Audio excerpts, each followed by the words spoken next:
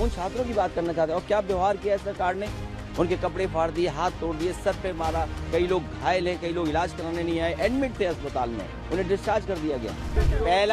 पहला है इस्तीफा हो, दूसरा नीट पर बहस हो, चर्चा हो, तीसरा छात्र नौजवानों के साथ जो व्यवहार हुआ है। हमारी मांग विपक्ष और छात्र नौजवानों की लगभग मांग एक है कि इस्तीफा हो और उसके बाद बातचीत हो, उनकी मांगे मानी जाएं। युवा छात्र नौजवान जो इतने दिनों से मांग कर रहे हैं, पेपर लीक कोई एक परीक्षा का सवाल नहीं है। पेपर लीक 150 से ज्यादा हुए हैं और यूपी में 20 से ज्यादा हुए हैं। तो सोचिए कितना छात्र नौजवान और उनका परिवार उससे परेशान है, पीड़ित है, दुखी है। और आप नौकरी रोजगार नहीं दे रहे हैं। आप लोकसभा के बाहर आकर के बड़ी बड़ी बात करते हैं युवाओं की, छात्रों की, नई पीढ़ी की, विकसित भारत की, अमृतकाल की। सदन के अंदर क्यों नहीं? तो इस्तीफा हो और उसके बाद बहस हो। जहां तक बात जो आप जानना चाहते हैं, ये सदन में सरकार के जवाब के बाद विपक्ष क्या बोलता, इसलिए समाजवादी पार्टी की भी बात है, इसलिए मुझे खड़े होकर के कहना पड़ा कि समाजवादी पार्टी का ये पक्ष है। लेकिन अखिलेश जी स्पीकर से मुलाकात कोई समझौता हो गया, आपने ये कहा कोई मैंने जब आप एक दल को बुलवाएंगे और फिर सरकार को बुलवा देंगे और विपक्ष के किसी तीसरे दल को नहीं बुलवाएंगे तो उसको मैं क्या समझूंगा? सरकार के जवाब के बाद कौन क्या बोलता? तो ये जिम्मेदारी हम सबकी है कि जब हमारा सबका मुद्दा है और छात्र नौजवानों का मुद्दा है, इसमें किसी पार्टी का सवाल नहीं है कि ये समाजवादी पार्टी है, बीजेपी है, कांग्रेस है और कोई दल है। ये सवाल छात्र नौजवानों का हम सब उठा रहे हैं। जो छात्र नौजवान आ रहे हैं वो अपनी मांगों को लेकर के आ रहे हैं। न उनको कोई तैयारी करा रहा है, न कोई उनके इंतजाम कर रहा है, न खाने का इंतजाम, न आने का इंतजाम। तो छात्र अपने आप आ रहे हैं। उन छात्रों की बात करना चाहते हैं। और क्या व्यवहार किया है सरकार ने, उनके कपड़े फाड़ दिए, हाथ तोड़ दिए, सर पे मारा, कई लोग घायल हैं, कई लोग इलाज कराने नहीं आए, एडमिट थे अस्पताल में, उन्हें डिस्चार्ज कर दिया गया। और जब राहुल गांधी जी और हम और तमाम सांसद वहां गए, क्या कपड़े नहीं फाड़े गए या कपड़े नहीं पकड़े गए? ये व्यवहार पुलिस ने कब करना शुरू कर दिया, वो भी लीडर्स के साथ? यूपी में तो अभी जानकारी मिली है, कोई नेता नहीं बचा जिसका कपड़ा ना फाड़ दिया हो पुलिस को। ये पुलिस को ट्रेनिंग कौन दे रहा है? ये पुलिस का काम कब से शुरू हुआ कि आपके कपड़े फाड़ करके आपको अपमानित करें? क्या मेरे कपड़े नहीं फाड़े या पकड़ने की कोशिश नहीं की? क्या राहुल जी के टी शर्ट या कपड़े नहीं पकड़े? ये ट्रेनिंग कहाँ से दी है?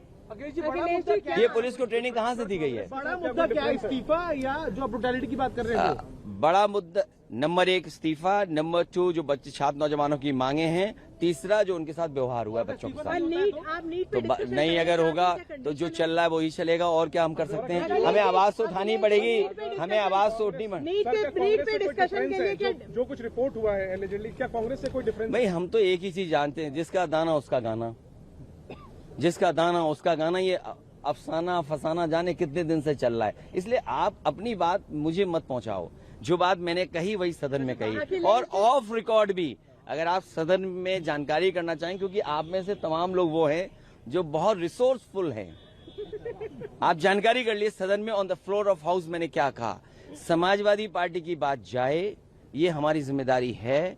छात्र नौजवानों की लड़ाई समाजवादी पार्टी लड़ रही है। कल रात को भी समाजवादी पार्टी कार्यकर्ता नेताओं के साथ जो व्यवहार हुआ, कम से कम वो बात तो रखें हम।